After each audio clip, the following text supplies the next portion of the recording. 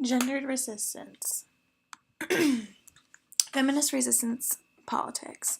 Resistance is needed for motivation to create movements to stand up for women's rights. Through these movements, there have been dramatic changes around the world that have improved the lives of women, the way that they are treated in the workforce and in the government. More and more women's groups are appearing to fight for different areas of equality. There are strictly women's groups as well as mixed groups advocating for things such as human rights, peace, economic justice, and environmental protection. These groups are making vast improvements that have allowed these issues to come to the forefront to the state and government level to make more concrete changes to make them more impactful globally. Degendering world politics. Deconstructing the power of gender is a necessary component of addressing crisis and transforming world politics. Making people aware of these issues and bringing them to people's attention is key rather than the less resistant path.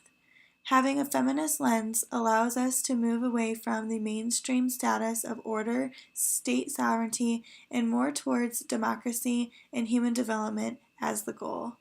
Inclusion is huge in degendering world politics. The Add Women movement was huge to making women being a part of political conversations a norm to start normalizing women being at that table. The power over attitude needs to be degraded in order to remove masculine characteristics associated with politics and how to solve world problems. In order to move forward, it is needed to work toward a relational autonomy model for world politics. As mentioned earlier, of adding women to the man's world, it is important, but it is also just as important to add men to domestic labor and caretaking. This redistribution of resources would ease the lives of many women to have more gender equality instead of the constant stresses of being stereotyped, ridiculed, and compared to men.